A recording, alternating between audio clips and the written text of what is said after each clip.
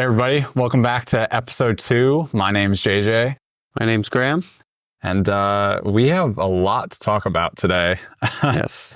So I recently just got back from Worlds in Dallas. Graham unfortunately could not go. So we're going to have a lot to talk about that. We have some gear, some paddles, as well as just some general updates. So I think we should probably jump into it. So Worlds was crazy. That event is insane. It was huge. I think I sent maybe some videos to you. I'm going to have a vlog that I'll post. I still need to get the guaranteed rate in Vegas. Yes. I need to get that one posted first. But they had this thing called Pickleball Boulevard, which when I first walked in, I legitimately I walked all the way to the end and I had no idea where the pickleball courts were. It threw me for a loop. Yeah, I heard there was 80 courts. Yeah, except they were on the other side of this Pickleball Boulevard. And I'm like, where do you go? I saw where Championship Court was, but I didn't see how you got in because from Pickleball Boulevard, the only entrances were VIP or the box suites. So I knew it was there was another way, but I just kept walking. I explored a little bit. Just so many vendors, so many courts that were kind of out in the middle. They had a stage and whatnot. So just really cool for just pickleball fans and just community wise. And the Pickleball Central tent was awesome. They were doing a bunch of giveaways this week. Proton had a trailer. They were the main sponsor, I think, for Championship Court this week. Selkirk had one of their own courts. Pickler had a court. It was really cool. But yeah, just so much stuff to do that if you loved pickleball and just also, like I said, just general vendor Stack. Athletics had some stuff. Travis Matthews, I think, was a sponsor this week. They had a trailer. But yeah, just so much stuff. And then I finally figured out how to go around and just so many courts. They had 2 barns with indoor courts, which we'll get to, outdoor courts, and then they had 3, 4, 5 grandstand courts and then Championship Court. And Championship Court was huge. Yeah, I saw some videos and it was ridiculous. It was packed also. Yeah. I don't know the official number, but all the grandstand courts looked really nice too. Yeah, they were really nice. I never saw multiple of them filled, but always the one right behind Championship Court seemed to have pretty good attendance. That's also where the creator battle was. Yeah, which we'll also talk about. But yeah, just it was a blast. But I think we can start probably getting into some order now. So I intended to play singles 4-0 in the championship division since I won in Vegas. That did not happen. No. If you want to give a quick rundown on, let me just ask you this. Did you think I was going to play in Dallas after playing with me on, what was that, Wednesday before? Yeah, it was, I think it was Tuesday. No, was it? It was a day. It was a day and a half before I was leaving. Yeah, I think it was Tuesday. You left Wednesday night. So we were playing and I got up to the kitchen and there was no partner. And I was like, what happened? And I just hear, stop. And I was like, what are you doing? And fully tensed up. Back was shot. It was gone. Took his paddle. He got down on the ground for probably 5 minutes. 5-10 minutes and just sat there. And I was like, oh my gosh, he has to go. Yeah. Play in Worlds on Thursday, right? Singles was on Thursday. So 2 days. And it's you don't play a lot of singles anyways. So going with a bad back. This just happened in August with your tournament. Yeah. A couple days before you had to leave, your ankle got busted. So my girlfriend was giving me a hard time. It's every time you have a pickleball event, some injury happens. And technically both of these would be non-contact injuries. Yeah. The ankle still doesn't make any sense to me.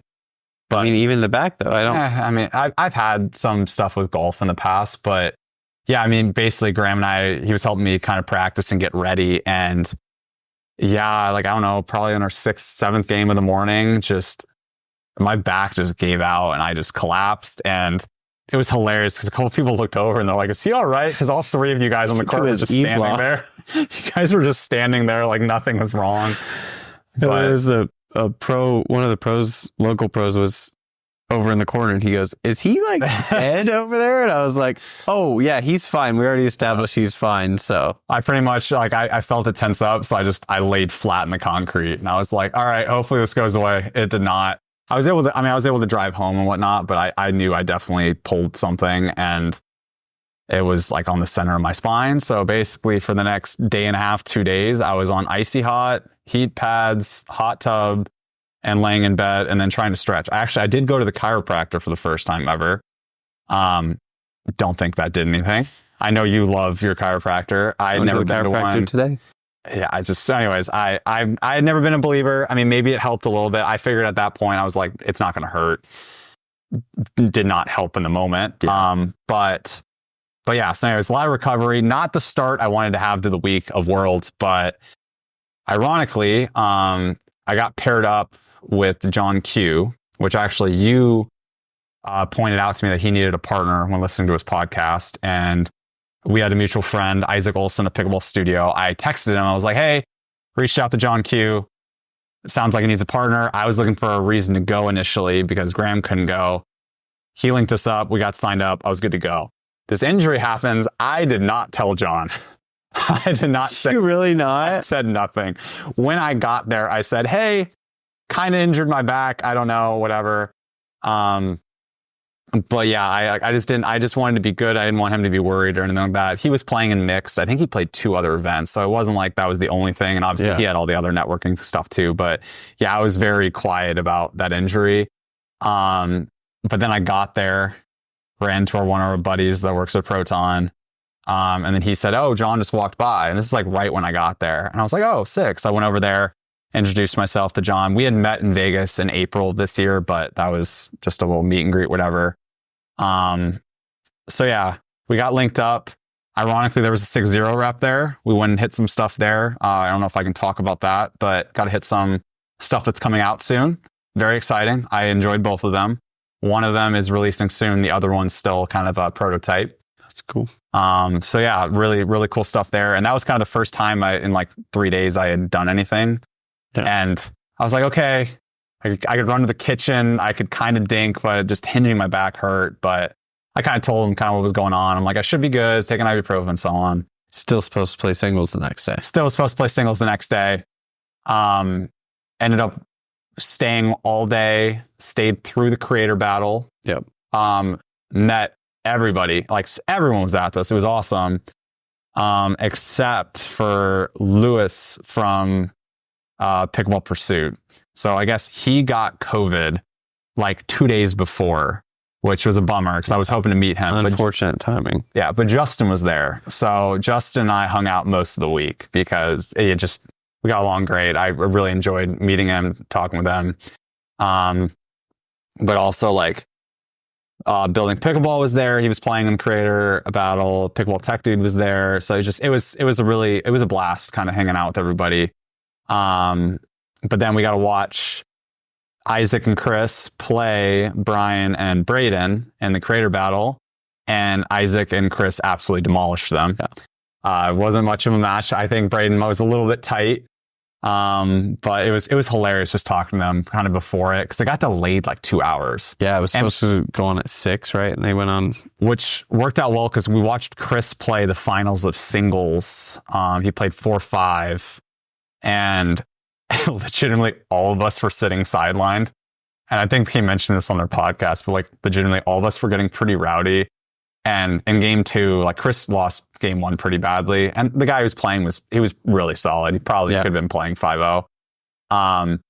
But yeah, Chris kind of makes a comeback in game 2. Everyone's getting really rowdy. And it was hilarious because I had just pivoted. I saw Adrian Peterson was warming up right behind Chris. So I was like, Chris is losing, Vince Porton. I was still on the court. I was right behind him, but I'm like, I'm going to go say hi to Adrian Peterson. Yeah. Got a picture of him. That was awesome. He was about ready to start in the celebrity match. But that was what I think actually kind of hurt the attendance then for the Creator Battle. But Chris was using the upcoming Vatic Pro saga. He was liking it. He was playtesting it. Got hit a little bit more. Ours are still in the mail. But yeah, so it was fun watching Chris. He got silver. Then they were supposed to be playing the Creator Battle right after that. Got delayed because they had a lot of rain that day. But I was a little unfortunate because there was pretty decent attendance for all of them at the Creator Battle. But because it was pushed back 2 hours, I think a lot of people that were hanging around left, or the celebrity tournament that was going on, a lot of them left to go watch that. So that was a little bit of a bummer there. But it was hilarious. Will and Q were announcing. So it was fun watching them. There was a sign someone had stick to cubing for Chris, which was absolutely hilarious. The announcer was hilarious. DJ Selkirk, or formerly DJ Selkirk, whatever. He was just trash talking Chris the entire time. Yeah. But, target Chris. But that was hilarious. I need to rewatch that back on YouTube. But that was really cool. They did that. It'll be fun to see if they do that next year, and hopefully, obviously, it continues to grow. But yeah, that was great. And after that, I went back to the hotel. All the sitting without having like a backrest on, because it's just sitting on like on the bleachers and stuff definitely did not help me. Woke up the next morning, tried to get out of the bed, said nope. Got the text saying, hey, check-in starts in like 30 minutes. If you can't make it, text this number. I immediately texted that number. I'm like, can't make it. And I mean, you knew I was more looking forward to doubles. The singles got me my free registration and whatnot because of the performance in Vegas, but I was just happy we were able to play Saturday. But give a quick rundown kind of just on the week. So basically Thursday happened, and legitimately just kind of rested most of the day. Yeah. Didn't really do much. But the other two fun things that kind of happened was there was the guys all played at a local spot called The Grove, which actually one of my friends from high school reached out.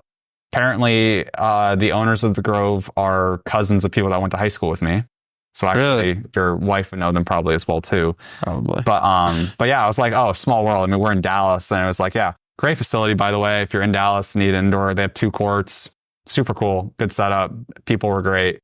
Got a chance to hit a bunch of paddles. All the YouTubers, all the other reviewers were there. So some unreleased paddles we can't talk about. Some other paddles that are coming out that we're getting, and a couple that I already have. But just great games. This was like kind of the first time too I was like had touched a paddle. This was a Friday, and I was like, okay, I need to get some practice with John.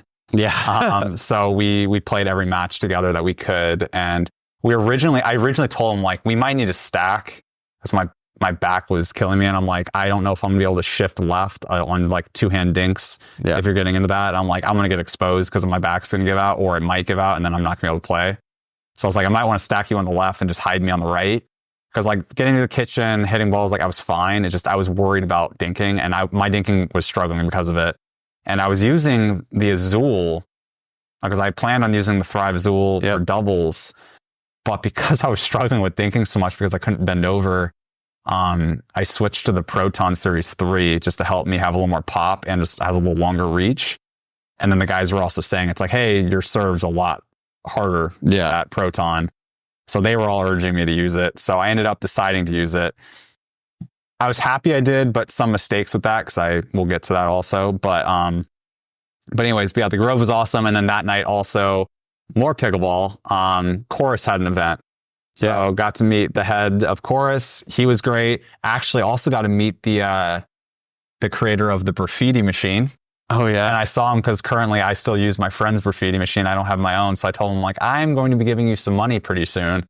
So it was awesome kind of picking his brain, kind of hearing how he came to that, his business and so on and so forth. Because a lot of his business still is on the tennis side because it is an adapter then for pickleball. Yeah. But definitely cool kind of just meeting everybody. And again, every reviewer was there also, and a couple others even showed up. But they got some exciting stuff coming up, and their Fire Paddle releases the end of this month. And that thing's hot. Yeah, like it hits hard. That's what you're saying. Is it fiberglass? Mm-hmm. Is that right? Yeah. It's a little bit unique. It's also got titanium or those polyester facing. The layup of it is a little bit different. I'll talk about it more in my review because we got the whole spiel. Also got just kind of the layout of the next couple months of releases because I got 4 lines. So yeah, it's some exciting stuff coming from them. Also, I'm pretty sure I can say this, but they're changing some of their pricing. So I know on their shapeshifter, they're making some adjustments to it, but they're actually lowering the price slightly on it. Not by much, but I think it's like $15, just getting a little more competitive. And obviously if you stack that with a code, it gets even cheaper. So it's kind of cool to see them do that. Yeah. And obviously they have paddles kind of in every area for price range. but also they have a new shape coming out. So he created his own mold for a new hybrid shape. Yeah, it's like, it's still square though. That's why I say it's not rounded at the top. It looks like a kind of more of a standard shape or an elongated square top.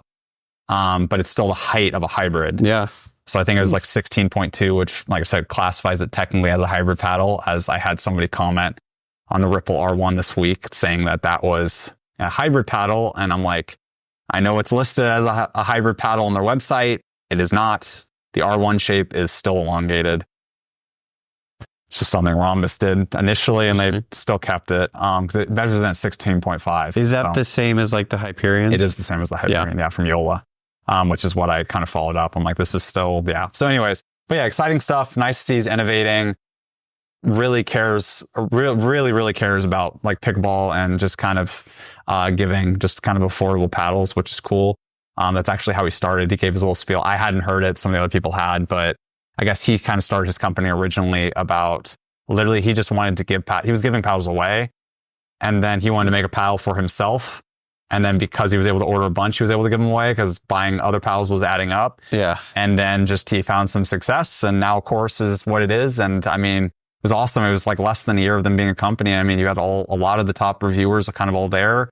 Got a lot of exciting paddles coming up, and it'll be kind of really cool to see, like I said, just kind of as they grow. Yeah, that's awesome. But yeah, so that kind of wraps up Friday night. And then the next morning was doubles. Yeah, so getting into your doubles games. Yeah, so I woke up Saturday morning. Back felt a lot better. It was actually kind of perfect. So as I kind of was saying Friday, how I was watching a lot or whatever, or what was that? Or sorry, Thursday. Thursday was a lot of sitting, which like I said, wasn't good for my back. Versus Friday kind of ended up being perfect because I got to sleep in. Got breakfast, came back, laid in bed with my heat pad on, put some icy hot on, walked to the event because I stayed pretty close. Oh, nice. And came back, and then, like I said, had the Grove with John invited me, and like I said, everybody else, Chris, Isaac, Will, everybody else was there. So I got to hit a bunch of paddles there, which was cool.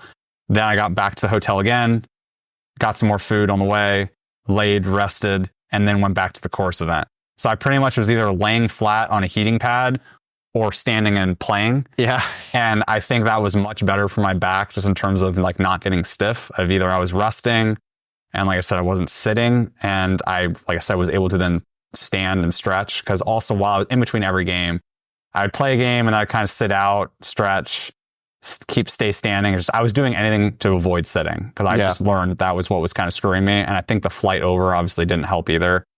But couldn't avoid that. But anyways, yeah, wake up Saturday, I texted him, I'm like feeling good. Got over to the event, ran into Chris, Isaac, and John in line. Chris and Isaac were playing 5-0. John and I were playing 4-0. And yeah, we get in, whatever, a bunch of people are coming up to them. We actually went inside first because it was freezing in the morning. Oh, really? I had left my hoodie at, I think it was DFW was the name of the indoor pickleball place that the course event was at. I left my hoodie, so I didn't have a jacket for the morning, which sucked. But yeah, so anyways, we went inside. It was a lot warmer in there. There were stretches, kind of did some hitting together. And then John and I learned we had to buy round one. Most teams did. Just because a ton of people. Yeah. I think we heard, I might be incorrect, but I swear I heard someone said we had 36 teams in the 4-0 bracket. Wow. Yeah. So there was a lot. So John and I, we had a, like I said, buy round one. So we got a little extra time to warm up. John was trying to find coffee. Nothing was open. So I knew he needed some caffeine. But anyways, finally ended up getting a match. Ironically, it was kind of next to where Chris and Isaac were. So we got to watch the end of their match. They got to watch the beginning of ours. And boy, was this a first match. And we got paired up against, I think it might have been a Hugh Def paddle. Okay. I can't remember. But the bigger one there was a big guy we played, super nice. Had a Gearbox Ultimate. Take a wild guess how he played. Very aggressive, I'd imagine. Both of them. And yeah, so game one, I think we started down like 1-6. And we just looked. I mean, we even said before, we're like, John came over to me, was like, hey, just a ton of drives. That's what they're going to do. So then John and I just started ducking, or he started ducking, kind of getting in that scorpion position. I just usually shift one way or the other. Ball started soaring out. I think I got like 3 or 4 points in a row off the serve. We ended up kind of coming back in game 1 and kind of rolling through the rest of that. Switch sides, and it felt like we were in control, and we ended up getting it to like, maybe it was 10-10 at one point. And we were in massive recovery. They were hitting overhead slams, and I got this insane return. I think I have it on video, so I'll show it because I recorded game 2. Okay. And then they just slam it, hits the net, drips over. And I was like, oh, you're kidding me. And then they ended up winning game 2. They played great. They adjusted.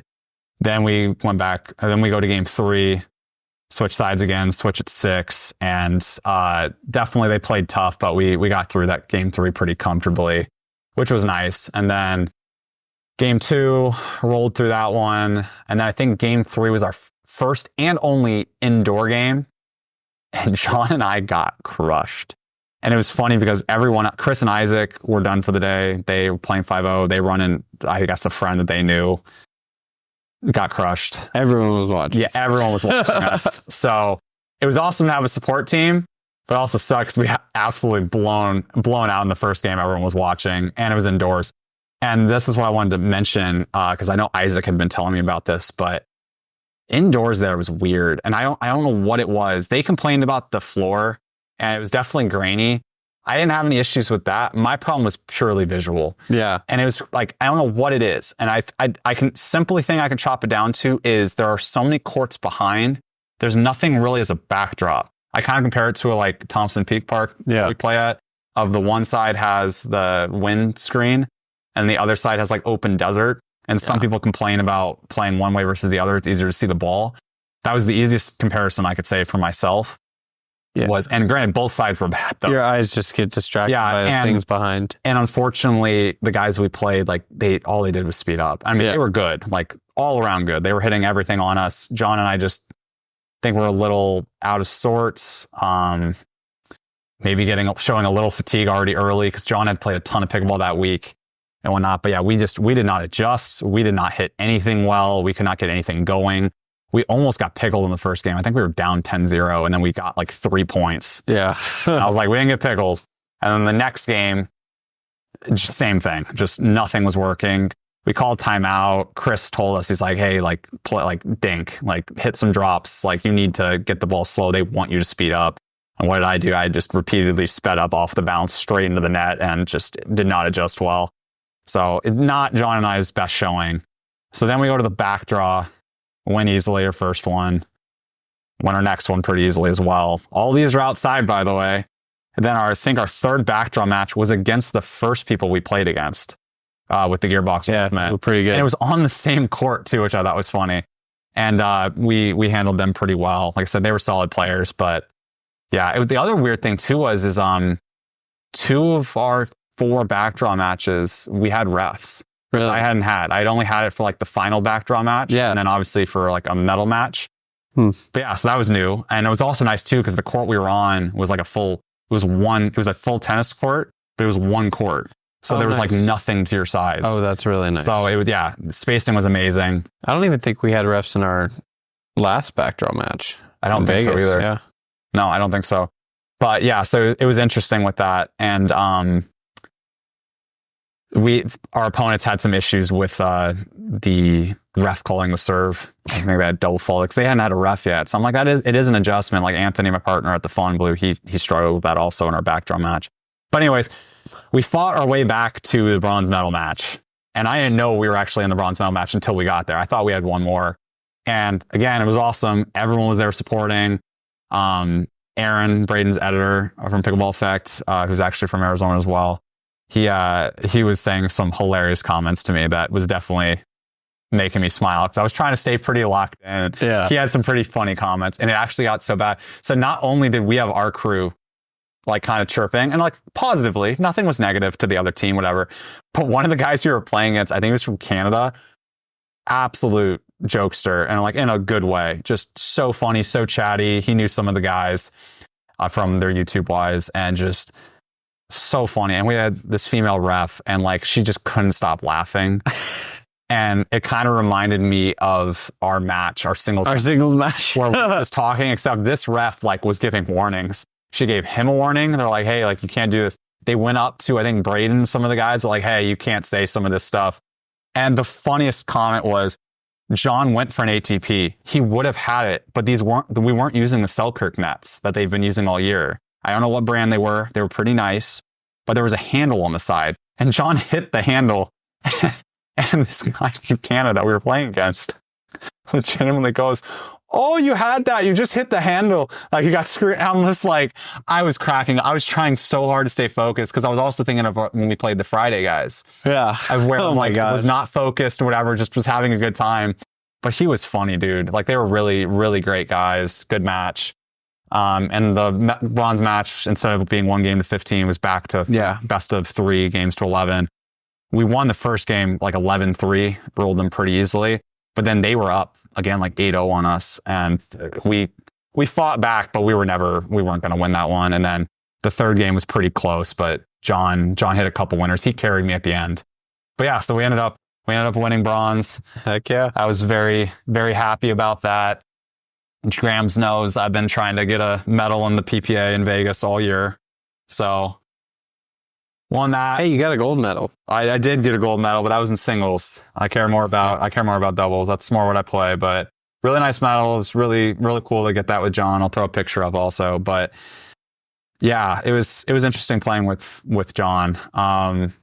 What do you think would have been, you've played with me in doubles wise of, how do you think that would have gone, or how do you think I am as a partner for adjusting wise, or just, I don't know, any thoughts on that for, like I said, switching partners, because you've had to experience that a little bit, and also playing with people at the park and whatnot? Yeah, I think I'd say you're pretty adjustable. You're pretty good at kind of molding to what other people are doing. Could be from using a different paddle every game. Just always something's different. So you're pretty good. I mean, you can play the right, you can play the left, you can stack on both sides. So I'd say it's a pretty easy adjustment. I'm sure he does the same thing too. I'm sure he's switching paddles every game too. Oh, big time. Probably more than all of us. Yeah, we didn't get to that either. That was the funny thing was he actually was using the unreleased gearbox, Ultimate, the wide body, because he's a wide body guy. He was using ESQC, and he switched to it, I think, literally like when he got there. That's what I was joking. It was like, because what? So I think he switched to it like on Tuesday, or decided he was going to use it on Tuesday before. He had, 5 days or so. But I just thought that was hilarious. Yeah. Played pretty well with it. You could tell it wasn't his main, but like he played pretty solid with it. But John and I thought played really well together. I think personalities matched really well. Both of us, like I said, pretty positive people, whatever. The biggest thing I think we did well is I compared it to golf as ham and egging, usually like a scramble wise of you always, like one person can suck, but as long as the other person plays well in that hole, you're good. And we had a lot of that of where like for 3 or 4 points, like one of us would be struggling. Yeah. And the other person usually would kind of pick it up. We were also rotating. We didn't end up stacking because we figured out at the Grove, for whatever reason, stacking, we were playing terrible. Alternating was great. So we're like, all right, we'll just do this. But yeah, so that was great. I think, like I said, communication was great. Shot selection was pretty good. We were pretty good, like I said, with strategizing and adjusting. The only thing that threw me off was on returns, John would leave balls in the middle when I was on the right side a lot and call them for mine. And he would give me plenty of heads up. But I was just like, it was throwing me off because I'm so used to like forehand just like even goes way farther open. Yeah. So that was a little bit of an adjustment. We had some miscommunication on that a couple times. Not too bad. And like I said, my drop on my backhand's not terrible. Yeah. But that definitely took some adjusting. And then the only other thing I noticed, and this wasn't so much for an issue, but John and I play the left a little bit different. I think he's a little less aggressive than I am. So there's certain like some higher balls where like I would just be looking to put away, and he was more very strategic with his spots. Okay. So a couple points went on a little bit longer, but then also like he set me up a couple more times because of the shots he would hit. So I just took some adjusting with like side, because also I usually just don't play the right side. Yeah. Luckily I was practicing with you because I'm like, I don't know what side I'm going to be playing. Yeah. Because I was like, we might be stacking with, like I said, John on the left, and especially when I got injured, that's what I thought was going to happen. So yeah, because I mean, it's funny. We were playing last night, and I would just let some balls go when I was on the right, and I mean, they weren't. I could have hit them very easily, but like, I was like, and I was playing with Marissa, who my wife is 4'11", JJ is 6'4". She was nowhere near the ball, and I'd be like, "Oh, I need to hit that. I got to hit that." Yeah. And then one time I hit the ball to her to serve, and I hit it like a foot and a half above her head. And I went, "Oh, you're not JJ." She goes, "Yeah, no, I'm not." That's so funny. And then I've been playing with Jade, who you've played with a couple times now. He uses the Series 1, right? From Proton. He's a Series 1 from Proton. He's a lefty. He hits that thing so hard. It's so hard. So much spin. He's a lefty, which is just a whole nother beast. I've been having to figure out the past few days playing with him. But it's been good. It's like I said, it's funny. Just like finding the right partner is definitely a big thing. Yeah. And like I said, that was one thing I was very happy about with John and I. Like I said, personalities definitely fixed. Went together well. And like I said, just also, like I said, both of us pretty strong with thinking and drops and like kind of could do everything. Obviously, both of us are playing 4-0. We are by no means 4-5 plus 5-0, but I think we could have competed in the 4-5 division, but probably wouldn't have medaled, especially not with my back. And John was showing some fatigue. Like I said, he even came up to me after, I think it was after the medal already. He was like, I should not have played as much. Because like I said, he played, I think in the morning, then played at the Grove for a couple hours and then played the course event. And I'm like, yeah, that's a lot. And I mean, he's in insane good shape, but also I think he's 52. Yeah, I think so. Yeah. But I mean, also but again, he is in such good shape. Like, and also apparently from what I've heard, he eats like the healthiest out of anybody in our group by a mile. But yeah, it was a blast getting to meet him. I'm glad we medaled. It was definitely a good experience. We might play together in the future. Who knows if one of us needs a partner, but yeah, definitely had some success with that. But that's awesome. Yeah. The other thing I wanted to point out too, because we talked about this, we were reviewing other PPAs. Worlds, even with the back draw, maximum wait was maybe 20 minutes. Like we never had a long wait. And it was an issue because a couple times John had VIP tickets. I did not. And John was running to get food or was running the tank and coffee, whatever it was. And that was on the opposite end. And like we got called a couple times and like we were on our second warning when we showed up to like our second backdraw match. And the ref was like, if you weren't here in the next 5 minutes, like you were going to concede. And I'm like, oh my God. Granted, I think she was being a little harsh because we made the tent right when they were calling us. But yeah, the place was big. It's like getting across from one end to the other. But yeah, just to summarize, like I said, amateur division, I thought was run extremely well. Matches were quick. There's plenty of courts. My only complaint is those indoor courts just, not because we lost, just it plays very different. So it's like either, and I know like you can't necessarily do this, but it's like, it'd be nice to like only play inside or only play outside. Yeah. It's a luxury probably, except we're not going to have. But yeah, they had just a ton of courts. Bathroom situation, because I wasn't there last year, but I heard that was the biggest issue last year. Amazing. Like there was plenty of them. They were 4 porta potties. They were nice. They also had one of the trailers that they've had at a lot of PPA events, which actually like go inside. Oh yeah. Where they actually have like a running sink or whatever. Yeah. So I've seen those in most PPAs. They had one of those too. I was like, that was a nice addition. So yeah, no complaints. The only thing is, which also a bunch of people have done, I'm also going to have a review on Worlds with my vlog. I asked everybody like their favorite thing, whatever. But the one complaint was water. Yeah. And I brought enough water. It wasn't as hot, so I wasn't going through as much, but I was still drinking a ton. I brought my half gallon. I was good. But they literally only had one water tower. That's crazy. And if you were on the other side or playing on grandstand court, like where Chris played his singles match. Yeah. Because he was on one of the grandstand courts. It's a 10-minute walk to get there. And like, as he mentioned, I think in the podcast, like you can't do that in a timeout or anything like that. So I think you had to have somebody run and get him something. Same with the inside, right? Well, that was when he was playing indoors. Indoors was way closer to the water. And that's where he was playing. I'm saying grandstand, he was so much farther, unless you wanted to buy something. But overall, I thought it was run amazingly. We'll get into some of the pro talk. But yeah, Worlds was great. Highly recommend. And yeah, like I said, just it was a blast this year. That's awesome. But one thing also I wanted to bring up is, which we can get into some gear. And ironically, literally everybody except 2 of the reviewers had this bag, and they were using the competitor to this bag. But I did have to pay for this. I am also going to do a review on it. But I had the kitchen bag this week, and John was using it, Chris was using it, Isaac was using it. think Brian was using it too. Braden used it too. Braden had it as well. And then there was 2 ADB bags in the group, but it was pretty much all court caddies. And this thing was awesome. Yeah. I just love the form factor. I love the size. It fit under the seat on the plane. Nice. The only thing I didn't was I couldn't fit my water bottle in under the seat, so I had to take that out. But it was super easy to travel with. Everything I needed fit pretty well. For whatever reason, there was like one compartment I was thinking, I'm like, oh, if it had this, it would have been nice. But like, I brought 3 paddles. I brought the trainer paddle and the Zool and the Proton. But yeah, overall, super impressed with it. Like I said, it wasn't that heavy. Super easy to lug around. Stands up on its own, which was great. Because I didn't want to always hang it on the fence. Yeah. But yeah, like I said, John and I, he had the gray one, I have the black one, and this thing's super helpful too. One of the add-ons, just have a paddle on the outside that you can kind of slip in. But yeah, super impressed with this bag. It's super durable. Like I said, all the guys had good things to use because they've been using them for months. So yeah, I'm going to have a review out on this probably in the next week or so with some feedback also with some of the other reviewers. I got some picked their brains on the bag as well. But yeah, be on the lookout for that. But yeah, absolutely loved the Court Caddy.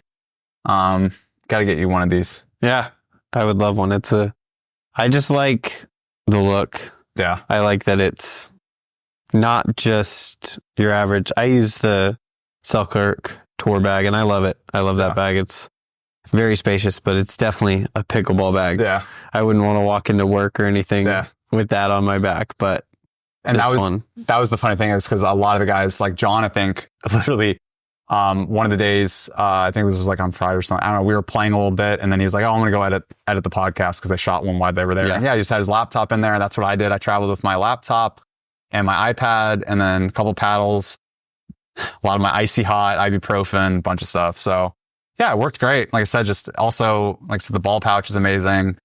Pull stuff out. I don't know if I have any on that side, but the magnets. Yeah, I can't recommend it enough. I know he's running a sale for Black Friday. So like I said, it's an expensive bag, but if you've been looking to grab one, definitely now is probably the time. Yeah, probably the best time. Yeah, I think I might have a code with this, but I'll just put that in my review video. Not that anyone needs to use it, but if anyone wants to, I'll have it in my review. But yeah, highly impressed with this bag. I've had it for about 3 weeks now. And like I said, I traveled with it.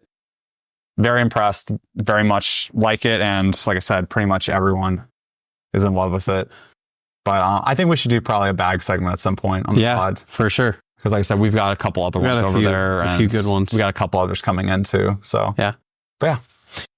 Any last things on the guys or? No, I like I said, just it was cool hanging out with everybody. Hopefully, like I said, you can go next year. Yeah, they seem like really cool guys. Like I said, there's a couple events that we talked about, and you and I have also talked about where we'll be able to probably, hang out with some of them, get some games in probably for events we want to travel to. But yeah, it was just a really cool to kind of network, see everybody, joke around with everybody, get some games in. But hopefully get some more games in next year. As like I said, just back, I was a little limited, but yeah, at the very least, I'd like to be at Worlds next year. So. Yeah, hopefully we play. Hopefully, probably playing 4 or 5 at that point too. Hopefully, hopefully get past Mesa. Yeah, right. That was the other funny thing too. Is Graham the entire time was texting me after every match. He's like, "You better not get above 4 or 5." And we're not there yet. And legitimately, I saw it before he did, and I forgot to text him it. But he's like, "Dude, did you see your duper?"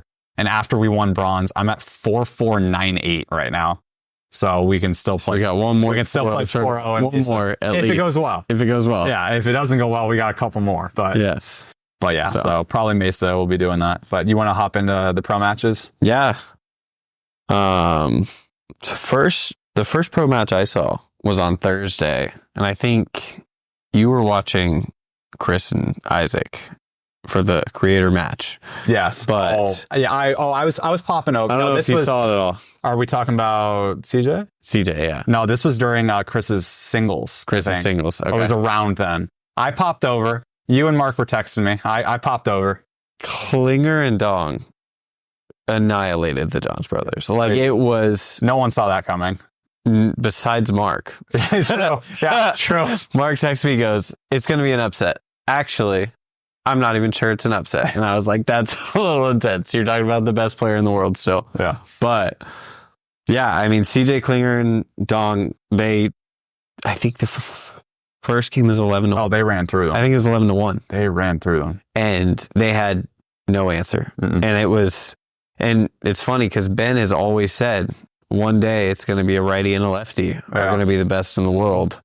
And that's what they are. He had no answer for the lefty.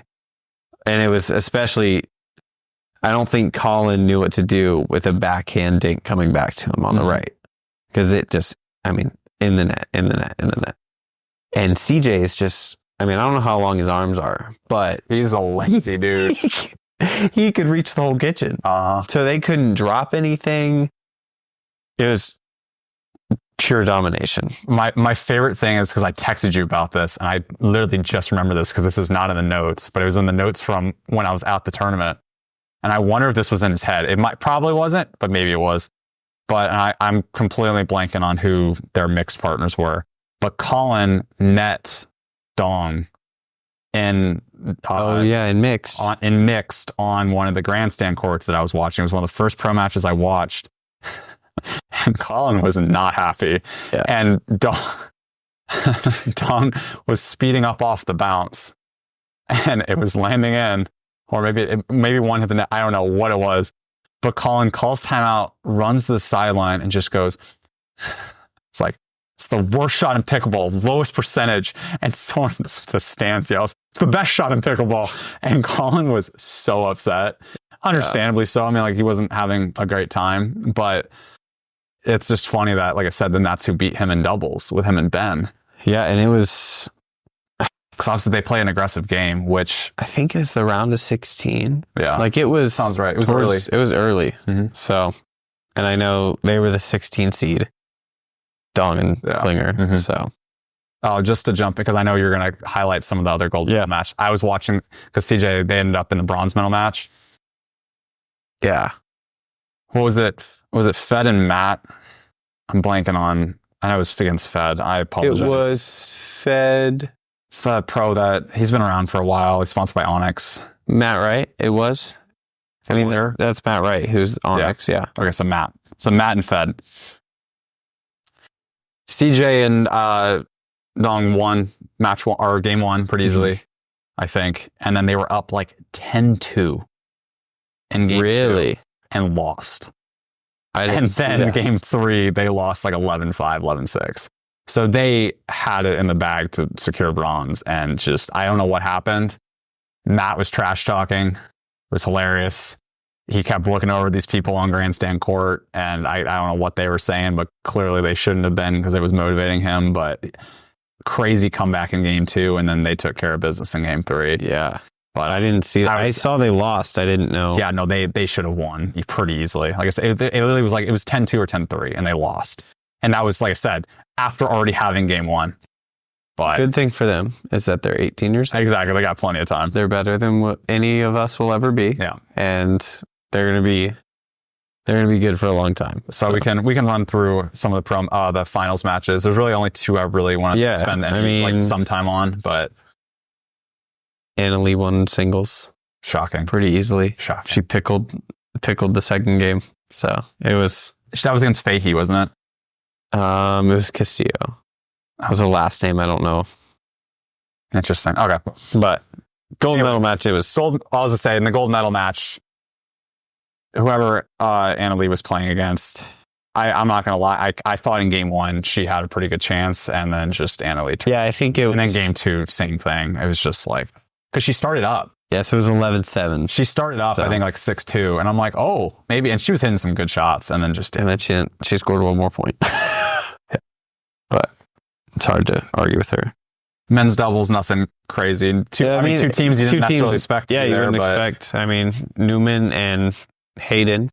I mean, I think they've played together maybe this year. I don't know. Both of them have been playing well. I think it's just the past couple weeks. Well, they've been like I said, they've had a good. Yeah, they've played, and especially they've had a really good year. Yeah. So not surprising. And then they played Barr and who did Barr play with? I'm blanking. It was Tellez. Gotcha. Okay. Yeah, and they played well, but they had no answer. Yeah, Newman and they ran right through. Hayden. Mixed. Who'd you expect? Ben and Anna. Knocked Ben off. They did it in three, right? Yeah, 3. A lot of these were settled quick. Yeah. Oh, people were out of there pretty early. Yeah. Because I was sitting, luckily, some of the guys who had week-long passes gave me some passes. So I was able to sit in the VIP section. So that was nice. But yeah, I mean, like I said, the matches were just going through. But let's get into the 2 exciting ones. Yeah. Yeah. Because Ben, I mean, he got knocked off in a few, but it's mixed. Him and Annalie are, I mean, like they're going to keep winning. Yeah. Yes, the 2 very exciting ones. Singles. Yeah, this was the run of a lifetime. Yeah. Biggest stage of the year, too. Yeah. How awesome. At Worlds is crazy. Michael Lloyd. And he had to play, I don't know who he played in the qualifiers, but got through the qualifiers. Played Ben first, won. Played Guangdong second, and then no, I think Guangdong was last. So it was Ben, and then he played JW Johnson, and then Guangdong. That's quite the seeding on there is just but the hardest path you could have had until Fed, other than playing Fed, the best player in the world. So in singles, I'm not gonna lie. Also, watching this match was something because, again, I probably wasn't gonna win, but because he was down big, I think in the first game or one of the games I was watching. But dude, he was hitting some pretty good winners on Fed. Yeah, got some, and the coolest thing was like, obviously there's a lot of people that are fans of Fed, but like that championship court was packed, and dude, anytime he won a point, he would scream. Crowd was getting behind him. Like, it was awesome to watch, and like I was hoping he'd maybe pull one game out at least. Yeah, that'd be cool. But you could just see how like much this meant to him, how much he loved and thrived off of kind of the crowd, and just like also how thankful he was even when it was over. Yeah. Like I remember he took a video, like I saw him take out his phone, like he kept like just really taking in the moment, was circling. Yeah. It was really cool to see. And actually I ran into him after it was all over, whatever. So I talked to him just very briefly. Super nice dude. Was really, really happy for him. Hopefully we see some more of him next year. I think he might be local. I think he's here. I think he's in Arizona. That would be awesome. Like I said, hopefully root for him. Obviously some even more then. Yeah. It's kind of felt like the run that Jaume went on. Exactly. In the second tournament of the year. Yeah, Desert Ridge. Yeah. Yeah. That was so fun watching him there too. And we were both there. And Desert Ridge, you sit like 3 feet from the pros. So like hearing Jaume and Fed, and that was also the start of like Fed's run too. Yeah, that was the start of Fed's run. And did he beat Fed? Yeah, Fed beat him. Fed. Yeah, Fed beat him. I think Jaume might have gotten a game, or he got to 10. Yeah, but Jaume beat Johns in that run. Yeah, he beat a few. The other thing too is, if I remember, Grant, I don't know how bad it was, but he was rolling out. It was like quad every timeout he had. Jaume. Yeah. So like he might have even been a little injured also with that, but I mean, just so exciting watching him play. But yeah, so that was awesome. Really happy for him. Hopefully we see some more of him. But the biggest one, which was also done in 3, which was amazing. And I was texting him, I'm like, after they won game 2, I'm like, they're winning in 3. But that's what happened in Vegas too, right? That one, no. They won the first 2? No. I thought so. Okay. They split 1-1. They won the 3rd, lost the 4th. But yeah. Annalie and Parental versus Brighton Rohrbacher. Mm-hmm. Brighton Rohrbacher in 3 games. And game 3 ball. No way. I got thrown in the crowd. That's crazy. I was like, oh, I'll keep this. That'll be fun for the podcast. Yeah. But yeah, I was wondering what you were doing with this ball. Yeah, they did holding it this whole time. 3. I was like, wow. I was like, that's actually kind of cool to have caught. But yeah, Bright made sure they used the same ball for all the games. That was funny in Vegas. But I mean, new ball at the start of each. But yeah, that was a very fun match to watch. And like, I don't know if Anne was just a little bit tired. I mean, obviously they've just had a brutal schedule, and she played MLP and whatnot. But I thought they were going to pull it off in Vegas. I know, she only won 2 gold medals at Worlds. I know, didn't triple crown. But yeah, I thought they were going to pull it off in Vegas because they had the momentum, and then just Annalie turned it on. I mean, that was that went to 5. Yeah. And then this one, I was texting him. I'm like, it didn't look like they had an answer. Anna Bright was on one. Yeah. they looked in control. They were getting everything they wanted. They were getting net cords occasionally, not a ton, but like if there were one, it was them. Yeah. And just, yeah, it was awesome to watch. I was really happy to see them finally, like, or not, shouldn't say final, but like pull it out, especially at Worlds. Like, I mean, huge win. When she's on, she's Anna Bright. I'm becoming fiery. Some of our old friends at our park are huge Anna Bright fans. Yeah. I might know her. And I'm starting to become even a bigger Anna Bright fan. I was like, she is fun to watch. Like Anna Lee Waters obviously is amazing. Catherine Parento is awesome as well. But like, it's nice seeing obviously someone else in the circle. But yeah, I was so happy for Anna Bright breaking through. I don't know if you can beat Nick and Mel. Yeah, Nick and Mel are they're pretty her like biggest fan. They're club. her biggest fans. But yeah, so that was awesome. Championship court was amazing. Proton had their big logo in the middle. Yep. And it was crazy because I thought they were just gonna have the writing. I didn't realize they were gonna have their logo, and it was on like all the grandstands and everything like that. It was cool. Yeah, giving away paddles, and they had the ball boys out. I know cool. that was such a nice touch. Yeah, that was awesome. They actually had like people, because that's always been the biggest complaint of it looking professional on TV. Yeah, is not like pros having to chase down the ball. And yeah, they had like 3 most of the time. And then those people, they were having so much fun. Well, and then those 3 kids also were like, they were doing giveaways on every single time out. Like Proton paddles, Selkirk paddles, and Engage hats, Selkirk hats, Yola hats. Like it was crazy how much stuff they were giving away, which was awesome. And like the crowd, like I said, was obviously loving it. It reminded me of the Phoenix Open back when you could throw stuff on 16. Like everyone, as soon as the timeout, everyone would go to the front. Yeah. And like hopefully catch something. But yeah, it was cool. But it's cool because it's like, I mean, those kids are having the time of their life. Oh yeah, like time. It's either the junior pros or I think some of them might have been Charles kids. But I mean, yeah, they get to be right next to all the pros, and they also had a t-shirt cannon, which I thought was hilarious. That's so cool. I don't know what the kid's name is. I don't know if he's the son of someone that works for the PPA, but he always wears a suit, has his hair done like perfectly, and just I've seen him at a couple PPAs, and he's just like hilarious and awesome to watch. Like he's just having a blast out there. Yeah, but I mean, it makes too much sense to have him there. But yeah, Worlds was amazing. Like I said, they had a celebrity event, we had the YouTube event, some private events for paddles that I was able to attend, and then just the games were quick, games were great, and then obviously the pro scene, just having that many grandstand courts and championship court being as big as it was. They had drones flying around. Like this event was so well run this year. I know some people, like I said, were saying it wasn't quite perfect, but like compared to other PPA events, and like we enjoyed our time at the other PPA events, but like this thing was next level. Like I cannot recommend going to Worlds enough. The only negative thing this year really was the weather. We had rain. Like Friday it really rained, and Thursday it drizzled, and I was like, can't really control that. Control that. Can't control that. Yeah, you can't control that. But like apparently some of my friends that lived in Texas or Dallas, they were saying it seems like every year this time it always rains a little bit, and I'm like, oh, it sucks. Yeah. But yeah, highly recommend if you guys want to go next year. We'll be there, I'm sure. Hopefully, unless something comes up, weird happens. Yeah, but we'll be there. Can't recommend it enough. Yeah, awesome, well-run event. Good job, PPA. Very good job, PPA. I think we've had some lucky draws with PPAs. I agree. I mean, Vegas was talking about the bathroom situation. It's like we had 2 beautifully nice actual bathrooms and. That's a great tennis court. That's what I'm saying. It's like, even the Fawn Blue then too, because that's at a convention center. Now the courts there were terrible, but the convention center, dude, you want to talk about nice bathrooms? And then I mean, there's no Desert Ridge. I think Desert Ridge is great. It's just not big enough player experience. Yeah, it's just not big enough. But I mean, for a spectator, it's not. PPA is outgrowing it. For PPA, it's not. But I'm hoping, because there's rumors that they're going to have amateur-only events, and I'm hoping Desert Ridge becomes a PPA amateur-only event. That would be cool. That's what I'm hoping for. Yeah. I don't know if they're announcing that or not. It's just a rumor I've been hearing, so we'll see. That would be awesome, yeah. But I think that kind of wraps up PPA and Worlds this week. Yeah.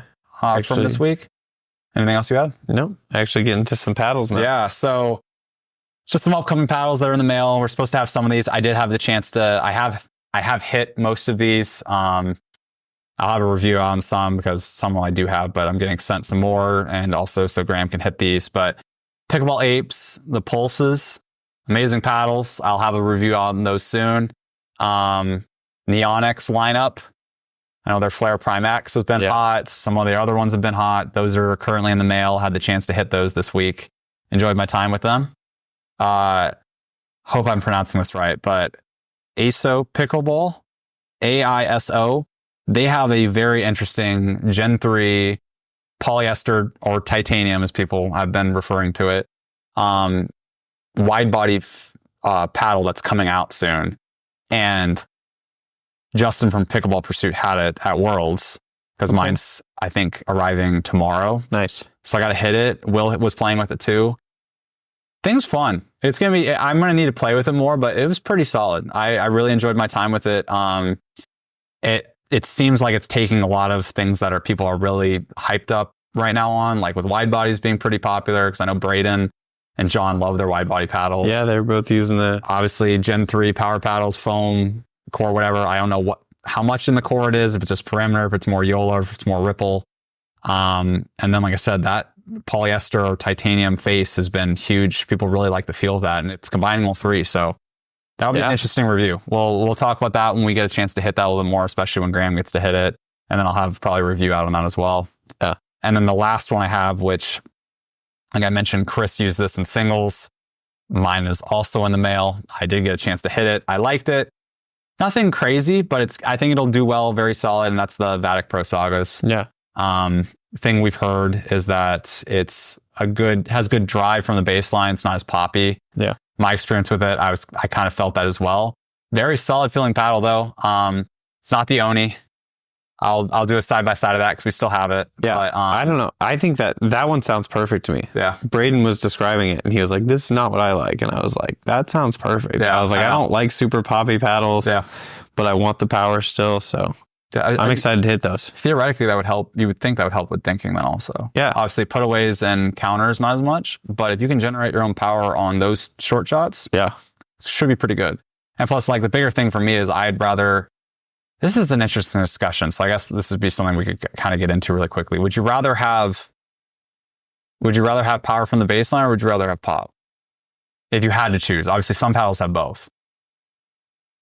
I would pick power from the baseline. I think so too. Because my favorite shot is the flick or the punch. So I can do that all day with pretty much any paddle. The thing for me is, and again, eventually you're not going to get aces. And I wouldn't say I get a ton of aces. Like this week, my serve actually, I was kind of honing back a little bit because I just wanted to make sure everything was getting in. Yeah. Had a couple runs, but like having an aggressive serve, I think, is a huge advantage. Not saying that you're necessarily going to get a point, but it might set you up for your third shot. Yeah. If it's a shorter return or just whatever it is.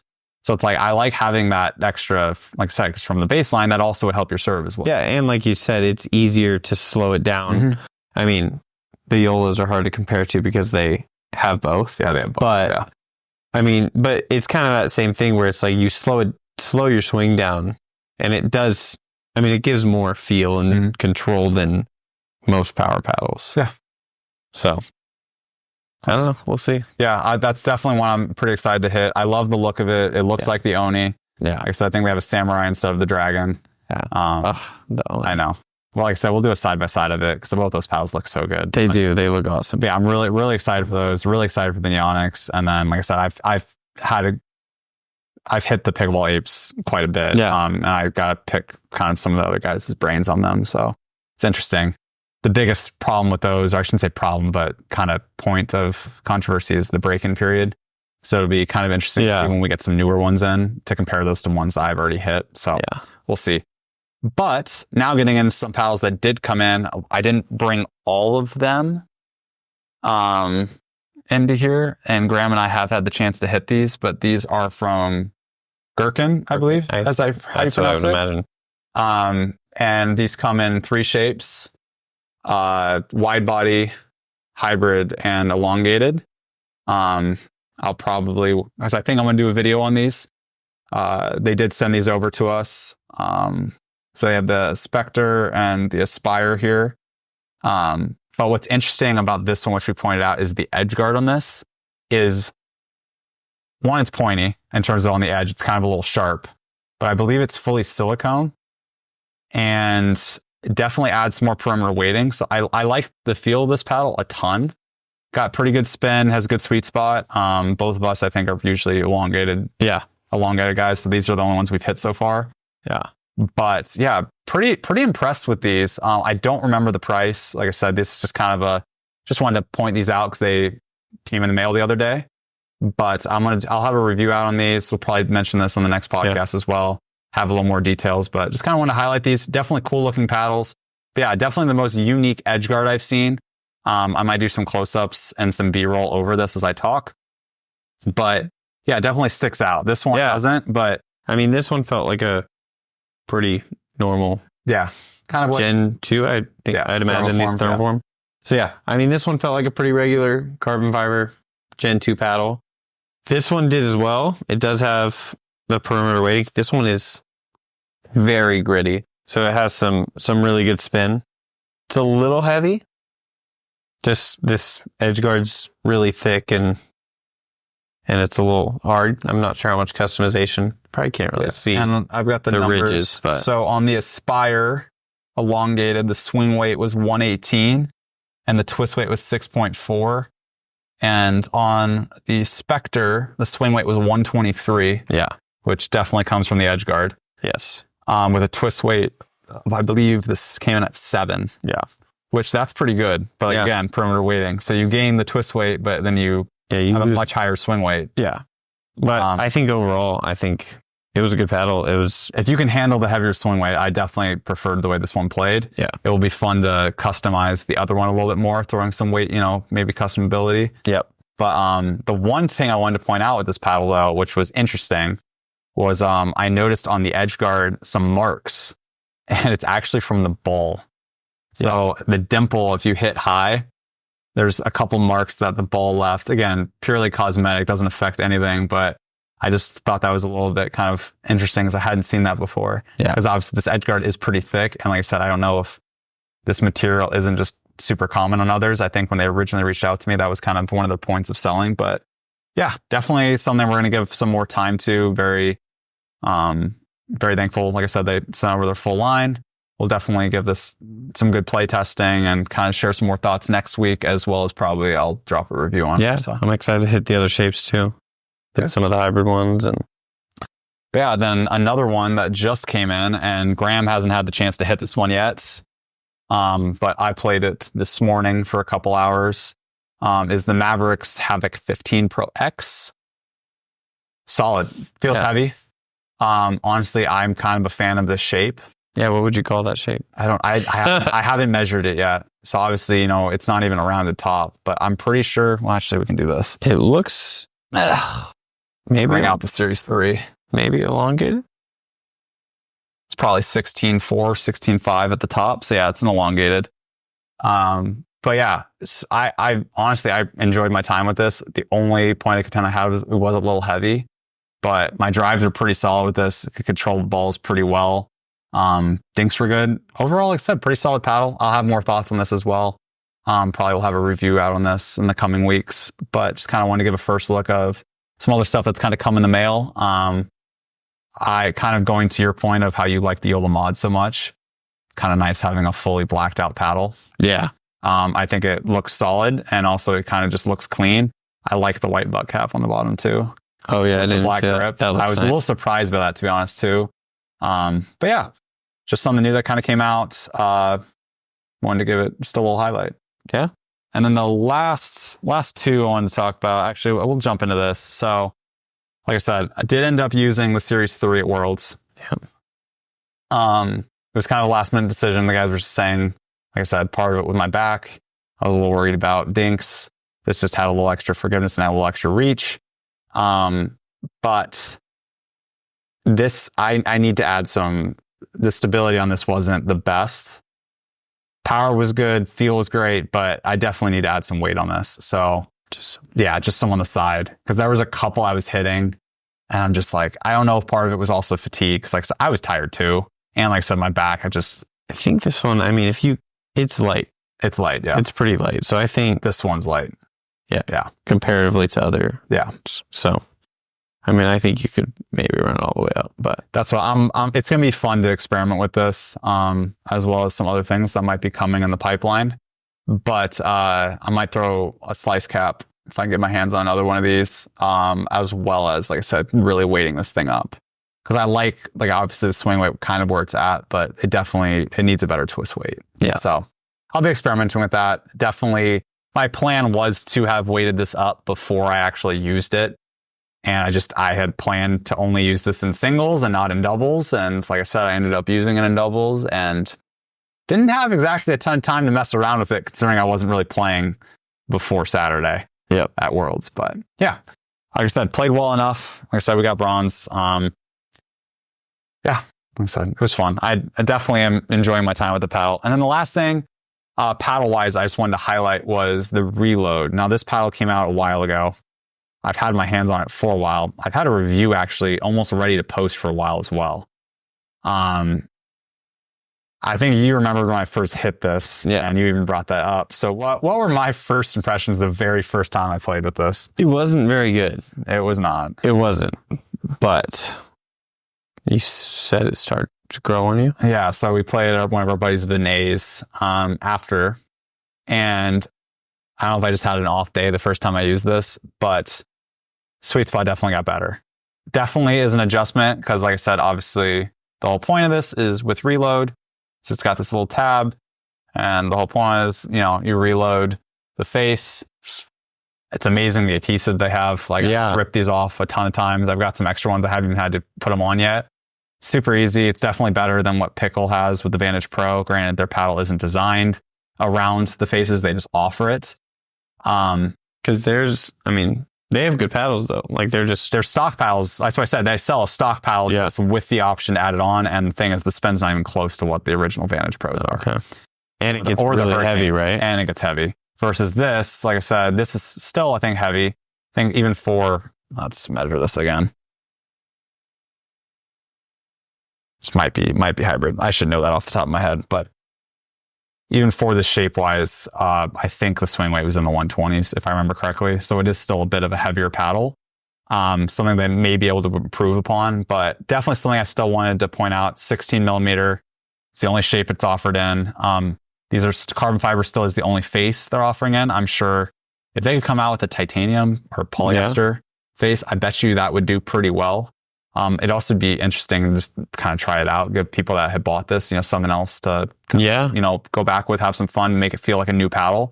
Because that is the benefit of this technology, which I'm surprised it kind of caught on. A lot of people were talking about it, and I just haven't seen much about it. So that's kind of why my review just kind of got stuck in the backlogs, and then I wanted to kind of bring it back out again because it's been in my bag, and I want to actually get that review out, even though it's late.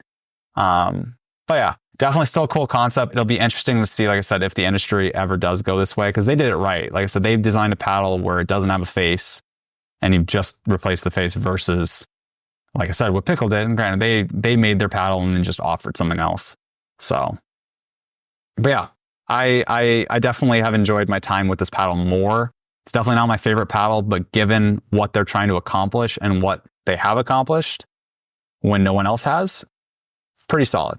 And like I said, just it's cool to see the innovation, and hopefully, like I said, they keep improving upon it. So, yeah. I mean, that's the new wave, right? Just trying to get paddles to last longer. Durability, like I said, that's what everyone's kind of saying. Hopefully 2025 is going to be, and man, I hope so. But like I said, I feel like, and obviously they have some stuff about them where people question some things, especially around that Series 1, but Proton is one of the few companies that, at least on the Series 1 specifically, has seemed to have solved that issue. So, yeah, I think for sure. But it'll be interesting to see, just kind of like I said, with these new regulations coming in, limiting power, the innovation hopefully switching towards that side. We'll see if we see some reload competitors. We'll see if a reload comes out with another paddle, new face types. I'm excited for 2025. Yeah, hopefully some cool shapes too, besides just the hybrid. Yeah. So that's all the paddles I wanted to get through. I know while I was gone, you borrowed some paddles from my paddle library. Yeah. You wanted to hit again? Yeah. Everybody keeps talking about the Paddletek, and we talked about it. Yeah. And we hit the ESQ-C, obviously. Yeah, we had just hit the ESQ, but I was like, everybody keeps comparing all the paddle. They're like, I want this with a bigger sweet spot. And I just hadn't hit this pretty much since it came out. Yeah. I mean, I had hit it some, but I hadn't played with it. For a while. Yeah. And so I took it out, and I've been playing with this one for about a week now, week or 2 weeks. And it's great. Yeah. It's there's a reason why, much better than I remembered. And at tournaments, like I said, you see mods all everywhere and 3S's, but right behind that, you're seeing Paddletek. Mods are Paddleteks. And yeah, the sweet spot was better than I remembered. It wasn't, because I remember and I was like, I can't use this because it doesn't. It does have some weight on there. It does have some weight not much. I mean, just a little bit on both sides. So yeah. I threw that on there because I was like, yeah, it needs something. But I was really enjoying with that. I'm just trying to kind of get away from the mod. Yeah. But switching between that, Series 3 Proton, and then bringing out this guy again. Isaac's favorite. This is just good old reliable for me. You have the Azul. I think if I switched to this for a little bit the first time the Gen 3s got banned, and it just like the feel is perfect. It's the right shape. It's heavy, but I like that. Sweet spot's great.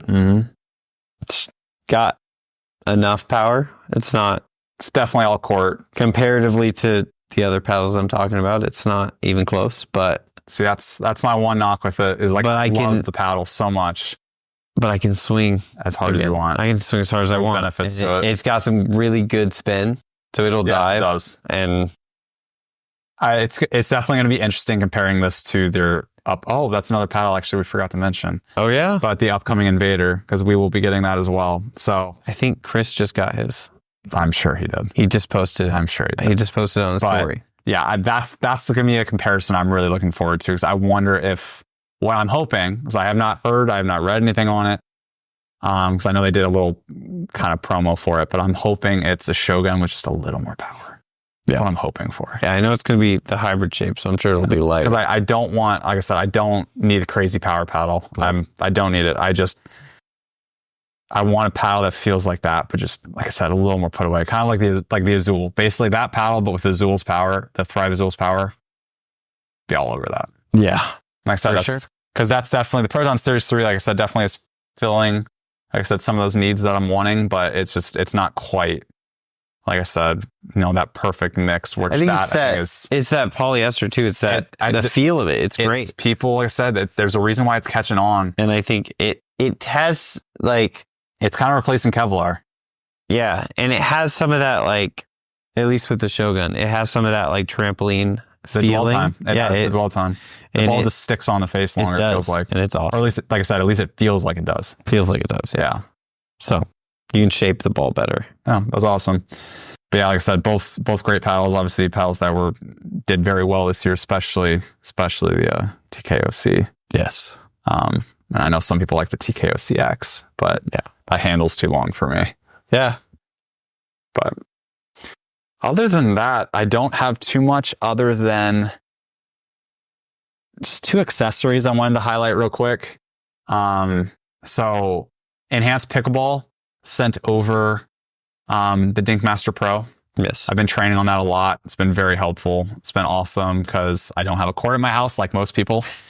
So it's been nice just to be able to set that up. It's big, but like it's flat, so it doesn't take up too much room. Yeah. If you have space in your garage, just kind of hide it away. But they also sent over some of these before these foam balls. I was using the Gamma library ball. Yeah. Or not Gamma, sorry. No, it is Gamma. No, it's Gamma. Yeah, Gamma's library ball. I'll probably do a comparison at some point between those two. But the thing I know that they've done a selling point on this is a foam ball. And the ball apparently bounces very similarly to a pickleball if you were to drop it. Yeah. The amount that it drops. Yeah. So I brought this with me to Worlds, and when I was in my hotel, when I was in pain and wasn't touching a paddle all day, I would try to like go to the wall. I'm like, okay, am I even going to be able to play? So I was hitting this against the wall to not bug any of my neighbors. But yeah, it's just nice. I mean, it's super light. It's nice to throw in the bag. I know I gave you one of the library balls. Yeah. And you've been drilling with it in the house on the wall. Yeah, I use that. So definitely something I wanted to highlight. Also, I'll have a video out on the Dinkmaster Pro at some point as well. Yeah. Just got a big backlog of reviews right now. And then the other one I wanted to point out, which I know you've been loving this thing, is the, I don't know if they say it straight across, but BZER. BZER ball? I don't know. Mini pickleball. This thing's awesome. It's so nice. It's so good I for love speed it. training. And like this, I've been using this on the Dinkmaster Pro so much. Yeah. Because there's two sides to it. One is like the blue side, which performs like the original one. And then you can flip it over and there's a red side, which it hits harder. And yeah, if you want to get fast hands, this thing with that is amazing. And I know you're just hitting it against the wall and like great effect as well. Yeah. I love this thing. Like I said, I hit it against the door and just back and forth. And my favorite thing is I was hitting this with the Thrive trainer paddle. Yeah. Making it even harder on myself. Wasn't able to get past like 5, but it was fun. But yeah, definitely just another, like I said, product I thought was both of us have been enjoying. I've had this probably for like 2 months. Yeah. I haven't really set using it on before them. Vegas. And like I said, just something I wanted to, actually use before I talked about it. But yeah, definitely something I wanted to shout out. Definitely something you guys are also going to be seeing if I ever post either of my vlogs from Worlds or Vegas. Yep.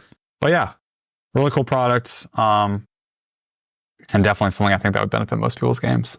Absolutely. But we are going to have a busy next couple of weeks with the amount of paddles coming out, and it's not going to slow down because even some paddles that we can't talk about or that are supposed to come out in December, which we'll see if they come out in December. Yes. There's going to be a lot of reviews, so stay tuned. There's going to be plenty of things to talk about. Anyone that likes long podcasts or just a ton of reviews, I'm sure all of us reviewers are going to be very busy. So yeah. Yeah, I'm excited. It should be fun. Yeah. Thank you guys for watching. This has been episode 2, and we'll see you next time.